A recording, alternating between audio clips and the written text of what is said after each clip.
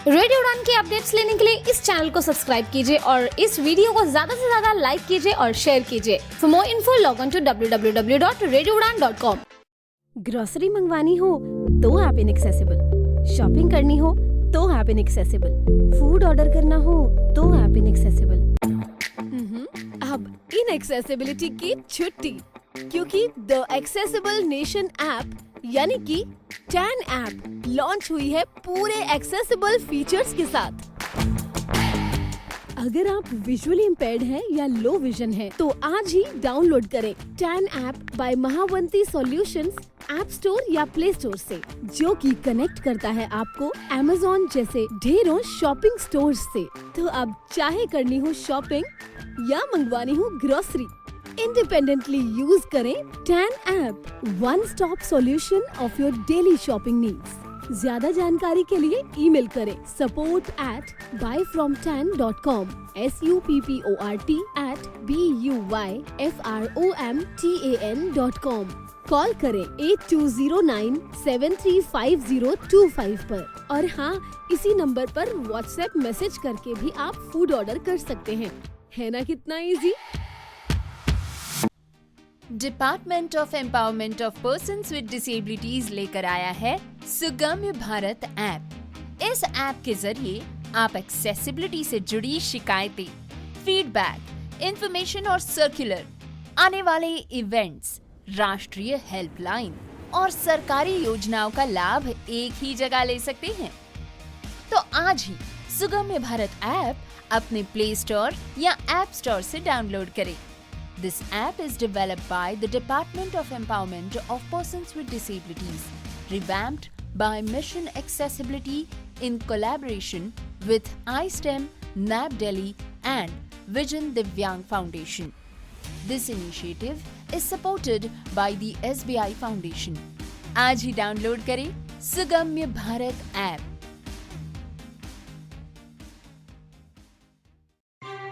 जी दोस्तों, नमस्कार, आदाब, सत श्री अकाल। मैं दानिश महाजन प्रोग्राम बदलता दौर में आपका स्वागत करता हूं। जैसा आप सभी जानते हैं, मिशन एक्सेसिबिलिटी के साथ कोलैबोरेशन में रेडियो उड़ान एक फोर्टनाइट लीगल अवेयरनेस सीरीज कर रहा है, जिससे आप लोगों को जो ऑनगोइंग इश्यूज चल रहे हैं उनका एक ब्रॉड पर्सपेक्टिव पता चल सके, आपको पता चल सके किस तरह के केस फाइल हो रहे हैं, और ब्रॉडर जो हम दोनों का मानना है कि लोगों को लीगल अवेयरनेस होनी चाहिए अपनी कम्युनिटी में क्या हो रहा है।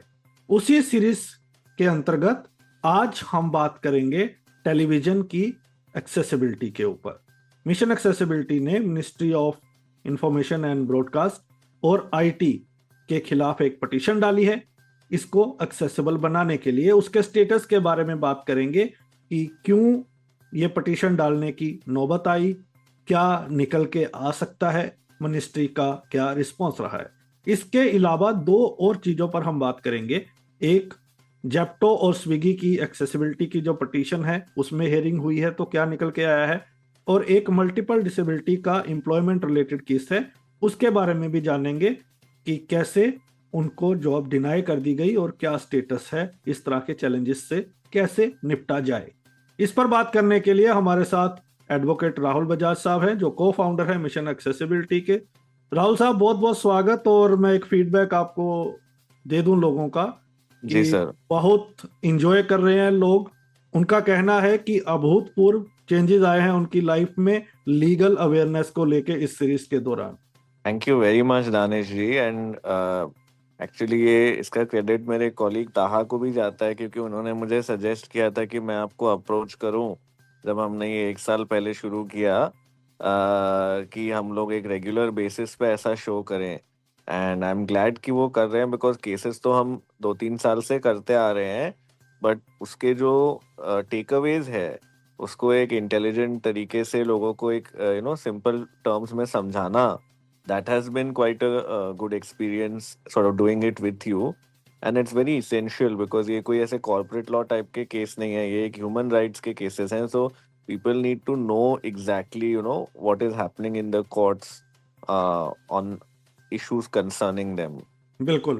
तो राहुल साहब, सबसे पहले ये बताएं कि ये जो टेलीविजन एक्सेसिबिलिटी वाला केस है, इसका बैकग्राउंड क्या है? ये कब आपको जहन में आया कि हमें इसका फाइल करना चाहिए, या किसी कैंडिडेट ने, किसी शख्स ने आपको अप्रोच किया? इसका बैकग्राउंड क्या है?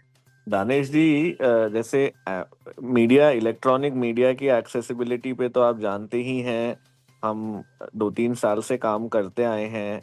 और अक्षत बालदवा एक लॉ स्टूडेंट, अभी लॉयर बन चुके हैं नेशनल लॉ स्कूल बैंगलोर में, जो खुद ब्लाइंड है। He has really been a moving force in terms of telling us कि आपको ये केस टेकअप करने चाहिए इन चीज़ों पे।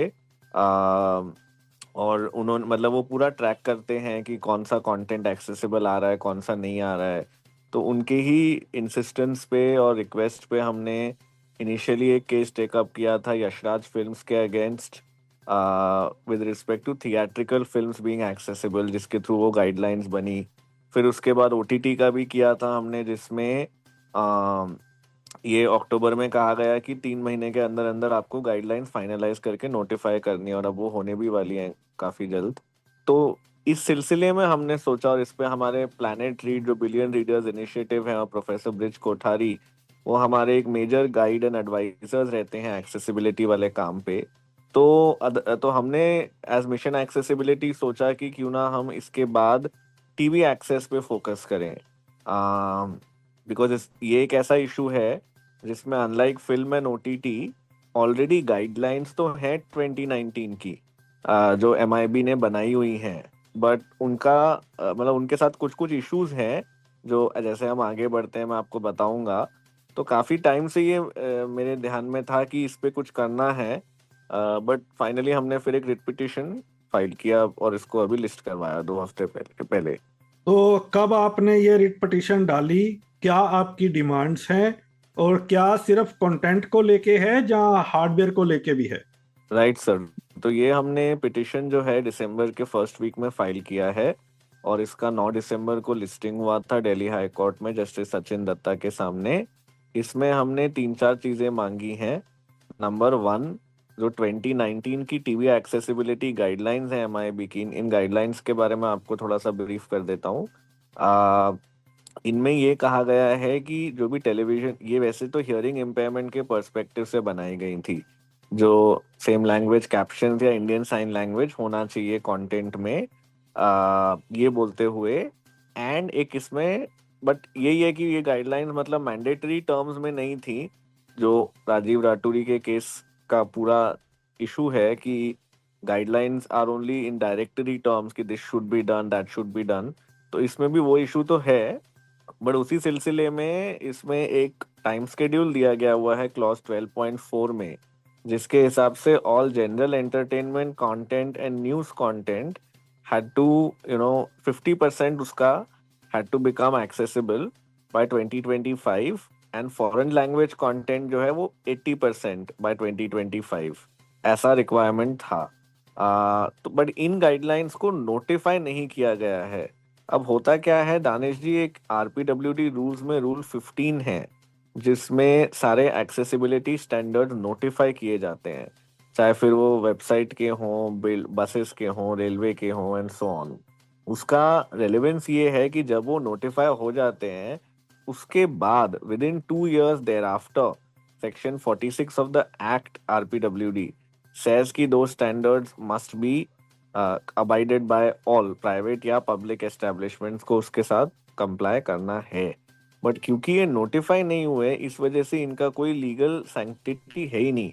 It's just on paper, it's just a draft basically, अभी तक भी 6 साल बाद तक। और इस पे हमने सीसीपीडी को अप्रोच किया था, मतलब मेरे ही नाम पे केस था। इसमें उनका मई में ऑर्डर आया था कि 2 महीने में अंदर अंदर आप इसको नोटिफाई करिए, और उन्होंने नहीं किया उसको विदाउट एनी रीजन। तो उसको बेस बनाते हुए हम गए हैं हाई कोर्ट, और हमने कहा है कि एक तो एमआईबी को कहा जाए कि ये स्टैंडर्ड नोटिफाई किए जाएं। नंबर 2, इसमें ऑडियो डिस्क्रिप्शन का कोई इंक्लूजन नहीं है अभी, तो वो इंक्लूड किया जाए for the visually impaired. Number 3, जो ये टाइम शेड्यूल दिया गया है, इस पे उनको डेटा लाने को बोला जाए कि अभी तक कितना कंप्लायंस हुआ है।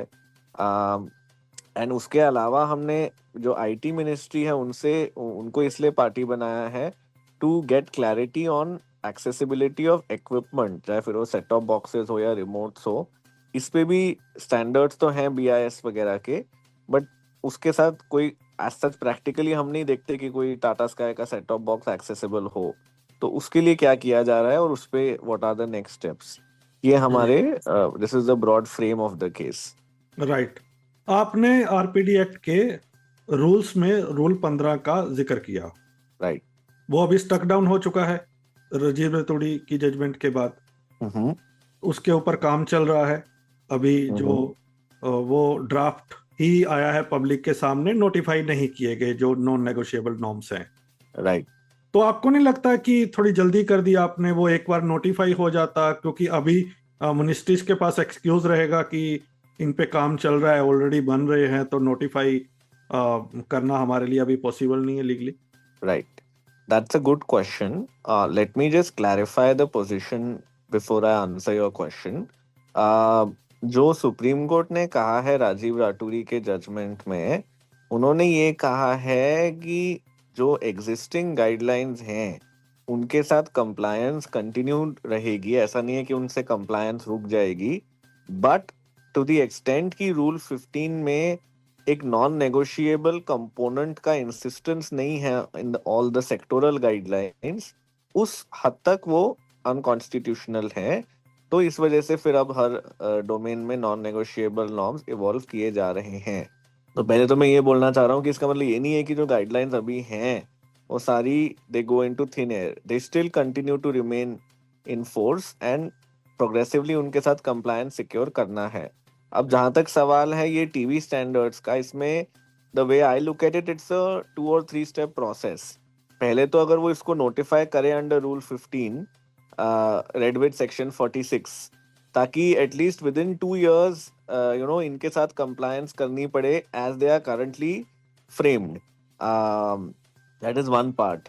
सेकेंड पार्ट इज कि इसमें का at least some component of it जो नॉन नेगोशिएबल है that will need to be evolve in the sense कि अभी जैसे बोला गया है कि 50% of the content has to be accessible, इसमें से शायद ऐसा बोल सकते हैं कि all new content must be born accessible से with in 6 months of this guidelines. अभी OTT में बोला गया है ना कि 6 महीने में सारा नया कंटेंट एक्सेसिबल हो, ऐसा कुछ नॉन नेगोशिएबल इन गाइडलाइंस में से भी कॉल आउट करना होगा। तो उस चीज पे भी हम इंसिस्ट करेंगे कोर्ट में, बट मेरा ये मानना है कि we need to move the needle on it, क्योंकि एक तो जो भी अभी नॉन नेगोशिएबल्स की बात हो रही है उसमें टीवी एक्सेस की कहीं पे बात नहीं है। दूसरा, ये गाइडलाइंस ऑलरेडी हैं तो इनको यूटिलाइज करना जरूरी है। एंड तीसरा, वो राजीव राठौरी का भी प्रोसेस अभी काफी स्लोली मूव कर रहा है मेरे हिसाब से। तो इन द सेंस कि अप्रैल के बाद वो मैटर भी पिटिशनर ने लगवाया नहीं है, मतलब उनके लॉयर के थ्रू, और मिनिस्ट्रीज भी थोड़ा सा ढीली पड़ गई हैं। So I think it needs to be expedited. तो इट शुडंट बी कि सब एक्सेसिबिलिटी का रूल 15 का काम रुक जाए जब तक वो नोटिफाई नहीं होते, is my view on the matter. Right. तो जो हियरिंग हुई है उसमें क्या निकल के आया है? हियरिंग में कोर्ट ने नोटिस इशू किया है MIB और MET को। उनको ये पूछा गया है कि आपने इनको रूल 15 के अंतर्गत नोटिफाई क्यों नहीं किया गया, एंड दूसरा उनको ये पूछा गया है कि ये टाइम स्केड्यूल के जो है 12.4 क्लॉज है जिसमें दिया गया था टाइम स्केड्यूल, उसके साथ कंप्लायंस का क्या पोजीशन है, इस पे कुछ बताएं। तीसरा ये कहा गया है कि हाँ मतलब बेसिकली ये है, और उनको 4 हफ्ते में अपना काउंटर एफिडेविट फाइल करना है। इसमें एक एस्पेक्ट जो हमने एक सन टीवी को भी पार्ट बनाया था कि एक प्राइवेट ब्रॉडकास्टर को हम एज एन एग्जांपल लेकर के चलें जिसका कंटेंट इनएक्सेसिबल है, बट उस पे कोर्ट ने कहा कि ऐसे तो बहुत होंगे मार्केट में जिनका इनएक्सेसिबल है, तो इसको हम मतलब इनके अगेंस्ट कुछ करके फायदा नहीं है, बिकॉज किसी एक को क्यों सिंगल आउट करें, which is a valid point.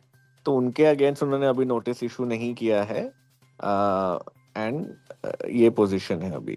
Next hearing कब है, एक सवाल मेरा ये। और दूसरा, क्योंकि इससे पहले भी आपने जो मूवी फीचर मूवीज की गाइडलाइंस पे काम किया है, तो हालांकि मिनिस्टर चेंज हो चुके हैं, टीम चेंज होती रहती है, तो इस केस में मिनिस्ट्री का रवैया क्या दिख रहा है आपको? तो नेक्स्ट हियरिंग तो 29 जन 2026 को है, और ये चीज अच्छी है दिल्ली हाई कोर्ट में कि इस तरीके के मैटर्स में वो शॉर्ट हियरिंग्स देते हैं। जैसे अदरवाइज आप देखोगे तो दिसंबर में, अप्रैल और मई की डेट्स आ रही हैं, बट इस केस में उन्होंने जनवरी की डेट दी है, तो ये एक अच्छी चीज है। जहाँ तक सवाल उठता है मिनिस्ट्री का, देखो करना तो उनको पड़ेगा ही कंप्लाई वन वे और the other, in the sense कि ओटीटी वाले में भी अब उनको पहले वो लोग कुछ जवाब दे नहीं रहे थे ठीक से, तो फिर कोर्ट ने जॉइंट सेक्रेटरी को बुलाया और फिर उन्होंने कहा कि 3 महीने में आपको नोटिफाई करना है, तो अब वो कर रहे हैं उसको भी, तो इसको भी करेंगे ही। बट आई डू होप कि they will take a non adversarial and progressive stand, because इसमें उनके खुद की ही गाइडलाइन, उसमें होता क्या है एमआईबी का, नॉर्मली मैंने जो देखे हैं इस तरीके के मैटर्स में, जो उनके काउंटर्स आते हैं वो ओवरऑल फिगर दे देते हैं कि 40 चैनल, मतलब 40 शोज में एक्सेसिबिलिटी लाइक कैप्शन या सबटाइटल डाले गए हैं, ऐसे some random figures they will give, जिससे अगले को लगे कि अच्छा अब तो काफी हद तक एक्सेसिबिलिटी हो गई है। बट द इशू इज कि that is not sort of overall जो टोटल कंटेंट है उसमें का वो क्या क्या सेगमेंट, क्या फ्रैक्शन है, वो नहीं बताते। जैसे इन द एब्स्ट्रैक्ट तो आपको लगेगा कि जैसे हमारे देश में 10 या 20 या 50 एयरपोर्ट पे एक्सेसिबल डिवाइसेस हैं, तो टोटल अगर एयरपोर्ट 1000 है तो then that's nothing, that's not even 5%। तो ये चीज कोई एक सॉर्ट ऑफ डिसर्निंग जज होना चाहिए जो ये चीज समझ पाए कि ऐसे रैंडम फिगर्स, देखो सुप्रीम कोर्ट में भी यही चीज हुई थी 1.5 साल पहले, कि उन्होंने वो संकेत फाउंडेशन के केस में मिनिस्ट्री ने काउंटर एफिडेविट लाया कि हम ये दूरदर्शन पे एकाध शो एक्सेसिबल बना रहे हैं, तो फिर कोर्ट ने कहा कि आपका तो हो गया जो आपने मांगा था। तो ऐसे लॉलीपॉप देने का इन लोगों का रहता है जो one has to kind of watch out for. अब लॉलीपॉप का आपने जिक्र किया है तो इसको थोड़ा सा एक्सपेंड करना चाहता हूँ। और ये बताइए कि फीचर फिल्म की गाइडलाइंस हमारे पास हैं। टीवी वाले का आपने पहले ही बता दिया कि 19 में आई थी, 25 में अभी ड्राफ्ट का ड्राफ्ट ही है। करेक्ट।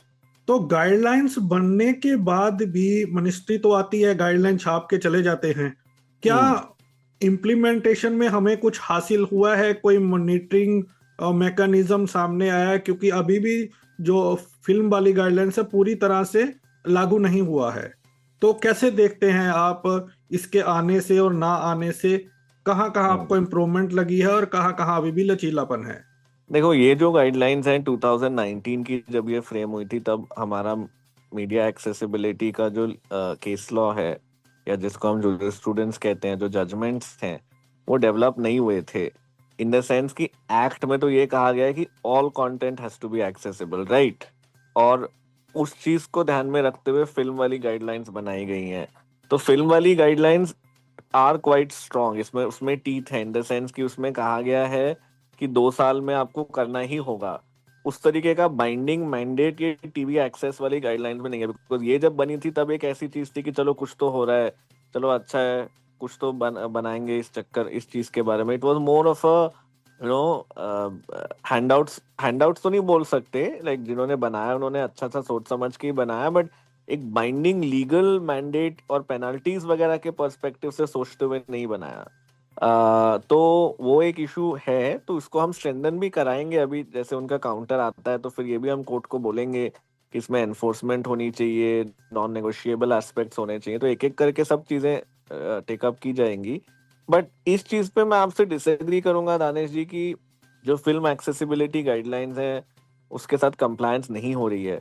बिकॉज मेरा जो पहले ऐसा था, पहले 6-8 महीने में जैसे कुछ कुछ मूवीज आई थी इस तरीके की, जैसे कि पुष्पा 2 जिसके बारे में हमने केस किया था, उसका पहले ऐसा लग रहा था कि वो एक्सेसिबल नहीं होगी।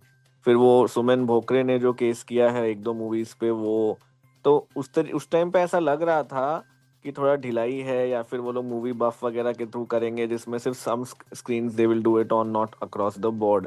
बट उस पे भी केस लॉ हुआ है। और अब जो मेरे को इंटेलिजेंस मिल रही है इंडस्ट्री से वो ये है कि दे आर कंप्लाइंग जो जो माइलस्टोन्स हुए हैं उसके हिसाब से, और मार्च तक तो अगले साल सबको ही करना है। बट अगर कोई स्पेसिफिक फिल्म है जिसको एक्सेसिबल होना चाहिए as per the guidelines theatres में, with the accessible with apps like XL cinema और ग्रेटा या विचएवर, और वो नहीं है तो आप जरूर बताइएगा मुझे, क्योंकि ये उनको करना ही है। और अगर नहीं करते तो दे नो कि वी विल टेक एक्शन।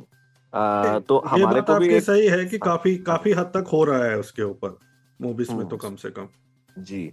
तो guidelines is just one, it's just a starting point. Strong guidelines बनाना जितने स्ट्रॉन्ग, क्योंकि इसमें इंडस्ट्री भी बहुत they are a force to reckon with. तो इंडस्ट्री की जो व्यू पॉइंट है उसको थोड़ा बैलेंस करना भी एक इम्पॉर्टेंट होता है, बट गाइडलाइंस बन के फिर उसको स्ट्रांगली मॉनिटर करना भी इम्पोर्टेंट है। इसमें जो एमआईबी की कमिटी है वो कुछ काम नहीं कर रही, जो मेरे को समझ में आ रहा है, मैं फ्रैंकली बोल रहा हूँ। तो जो इसमें डिसेबल्ड लोग भी हैं जो बिल्कुल। फिल्म एक्सेसिबिलिटी में बनी है, उनकी तरफ से कभी मैंने नहीं देखा कि कोई मिनट्स आए हों या कोई उन्होंने मिनिस्ट्री को बोला हो कि ये ऐसे नहीं वैसे करो, वैसा कुछ भी नहीं देखा मैंने। तो जबकि उसमें लोग बहुत अच्छे हैं, in the sense some of the best people in the accessibility domain in the country. वो बट खुश मे हो बी ये जाते हैं ना चीज, कमेटी का पार्ट बनने के। मुझे लगता है डिसेबल्ड का प्राइमरली रिस्पॉन्स है कि अगर आप नहीं करते तो पीछे हट जाओ, क्यों अपना नाम क्यों खराब कर रहे हो जब कुछ करना ही नहीं है, सिर्फ बैठे रहना है वहां पे। तो जी, that is very much possible. तो I would have like to see them being more proactive, that I will definitely say. तो कितना टाइम लग सकता है इसमें? देखो, जो अभी जो जज हैं वो काफी अच्छे हैं, मतलब वो इस तरीके के जज हैं कि वो नेटफ्लिक्स वगैरह को भी बोल चुके हैं कि आप कंटेंट रिलीज ही मत करो जब तक एक्सेसिबल नहीं होता। और ये वही जज है जिन्होंने रैपिडो को बोला था कि अगर आप अपना एक्सेसिबल नहीं बना सकते तो अपना कम काम करना बंद कर दो इंडिया में। तो अगर ये जज कंटिन्यू करते हैं मैटर को सुनना, तो 2-3 महीने में I think we should see really good progress and firm commitment की। मिनिस्ट्री का ये होता है ना कि वो रिप्लाई नहीं फाइल करते समय से, इस तरीके से वो मैटर्स को इलोंगेट करने की कोशिश करते हैं। तो अगर 2-3 बार ऐसा होए तो फिर हमको बोलना रहता है कि आप जॉइंट सेक्रेटरी को कोर्ट में बुलाओ तो फिर तभी जाके बात आगे बढ़ती है, बिकॉज वो फिर अपना फेस सेव करने के लिए फिर फाइल करते हैं। तो वो डिलेज तो हो ही सकते हैं, वो तो हमारे हाथ में नहीं है। बट अगर वो लोग ईमानदारी से फाइल करते हैं तो 3-4 महीने में I think we should see good progress in the matter. जो आप केसेस करते हैं उसमें कुछ चैलेंजेस भी आते हैं आपको, कुछ कंसर्निंग भी होता है? Yes, definitely. और ये आज मैं एक आपसे it's interesting that you are asking this question. I will share one recent example with you, because एक तो क्या होता है कि दूसरे साइड भी जज के they try to sort of mislead the जजेस इन टर्म्स ऑफ जैसे फॉर एग्जांपल एक केस हमारा जो स्विगी और जेप्टो का था जिसके बारे में हम बात करेंगे, उसमें जेप्टो ने बोला कि हमने अब ऑडिट कमीशन कर दिया तो आप केस बंद कर दो। एक सिमिलर केस है जो अभी इस ट्यूसडे को आर्ग्यू किया गया, Rahul Kumar versus Indian overseas bank. उस केस में एक ब्लाइंड एम्प्लॉई है इंडियन ओवरसीज बैंक के, जिनको स्क्रीन रीडर नहीं मिल रहा था और 3 साल में उनका 6 बार ट्रांसफर हुआ था। तो फिर हमने कोर्ट जाके बोला कि ट्रांसफर से तो एग्जेम्पशन मिलती है डिसेबल्ड लोगों को, और इनको स्क्रीन रीडर नहीं दे रहे तो कैसे एक्सपेक्ट करते हो काम करोगे। तो फिर 6 महीने केस होने के बाद नवंबर में उनको अल्टीमेटली मिला स्क्रीन रीडर। तो अब हम गए थे कोर्ट में ये बोलने के लिए कि अब अगर मिल गया है तो इनको कंटिन्यूड बेसिस पे मिलता रहना चाहिए, ये नहीं कि बार बार फिर से आना पड़े। तो इस पे फिर कोर्ट ने कहा कि आप एम्प्लॉई हो, आपकी क्या इसमें ईगो है, और ये कोई एक इलास्टिक नहीं है कि जितना आप खींचते जाओ उतना खींचता जाएगा इस तरीके, या फिर अगर कल को नहीं दिया तो हमारे पास वापस आ जाना। अब ये व्यू में विल ग्रेट रिस्पेक्ट और उन्होंने कहा कि टेक्नोलॉजी इवॉल्व होती रहती है, जैसे ड्रैगन सॉफ्टवेयर 2006 या 7 में एक वर्जन था, अब नया वर्जन है। तो मैंने ये करने की कोशिश की कि स्क्रीन रीडर हम मांग रहे हैं, हम ये नहीं बोल रहे हैं कि जॉज ही दो, एनवीडीए ही दो, वो बदलता रहेगा, बट एक स्क्रीन रीडर की रिक्वायरमेंट तो होना जरूरी है ना। बट अनफॉर्चुनेटली वो बात नहीं मैं कोर्ट को कन्वे कर पाया, इन the sense it was not absorbed in the requisite manner. और दूसरा फिर मैंने कहा कि इनको जो एक बार स्क्रीन रीडर दे भी दिया बट उनके internal solutions are not accessible, तो उनका ऑडिट कराया जाए। तो फिर कोर्ट ने कहा कि ऐसे तो ये चलता ही रहेगा, this will keep going on forever. तो फिर मेरे को थोड़ा गुस्सा आ गया और मैंने कहा कि हम राइट्स की बात कर रहे हैं, यहाँ पे चैरिटी की बात नहीं कर रहे। तो कोर्ट मेरे पे भड़क गया, उन्होंने कहा कि आप हमको सरमन मत दो, आप ये गैलरी, पब्लिक गैलरी को प्ले मत करो, अपना अपना कंपोज रहो, अपना इमोशंस को कंट्रोल में रखो। तो उस तरीके की चीज भी हो जाती है कभी कभार। तो एक कंपोज तरीके से कैसे इंसान ऐसी सिचुएशंस को हैंडल करे इन एन इफेक्टिव वे, ये एक चीज सोचने वाली है। बिल्कुल, लोगों को लगता है कि ये बड़ा आसान है, इसलिए मैंने ये सवाल पूछा कि सिर्फ लोगों को लगता है कि फंडिंग ही एक इशू है। वो तो एक बड़ा इशू है ही है, लेकिन Right. इसके अलावा भी जब हम काम करते हैं तो कई तरह के ऐसे एक्सपीरियंसेस होते हैं जो हम नहीं लोगों करेक्ट, के साथ शेयर कर पाते, लेकिन हमारे लिए बहुत डिसहार्टनिंग होते हैं। एब्सोल्युटली। स्विगी और जेप्टो का भी बताई दीजिए, लगे हाथ आपने मैटर शुरू किया है तो। तो ये जो केस दिल्ली हाई कोर्ट में है उनके इनएक्सेसिबिलिटी के बारे में, इसकी भी हियरिंग हुई थी ट्यूसडे को, जिसमें अमर ने आर्ग्यू किया था। तो उसमें बेसिकली हमने ये दो तीन चीजें कही। एक तो स्विगी ने ये कहा है अपने काउंटर में कि वो बैरियर ब्रेक को उन्होंने अपॉइंट किया है एज देयर ऑडिटर। तो 4 से 6 हफ्ते में उनकी ऑडिट रिपोर्ट आ जाएगी, और उसके बाद वो लोग एक टाइमलाइन दे देंगे कि वो कब तक इश्यूज रिजॉल्व कर लेंगे जो भी ऑडिट से आते हैं। तो ये तो स्विगी की बात हुई।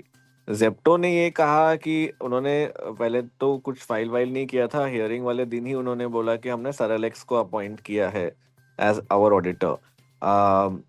फिर कोर्ट ने उनसे पूछा कि ये, मतलब हमने उनको बताया कोर्ट को कि ऑडिट करना is only the first step of the process, it's just the starting point.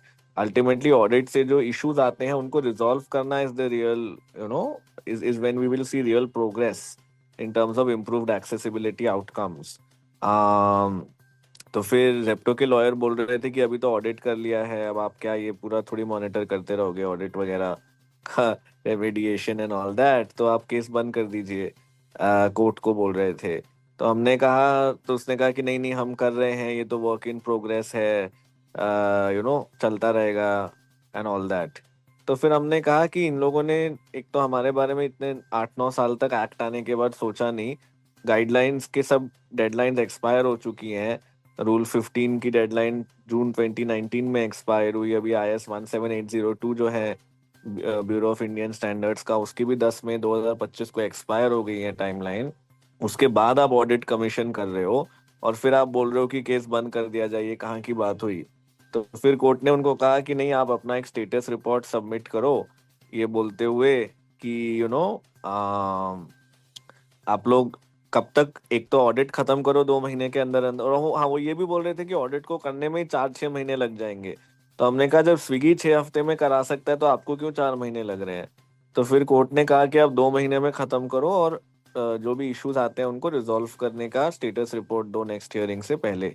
फिर दूसरी चीज हमने ये कही कि MIT जो है, IT मिनिस्ट्री, उनको ये उनसे जवाब निकाला जाए कि how is it that they are letting apps and websites be released into the market without checking their accessibility first।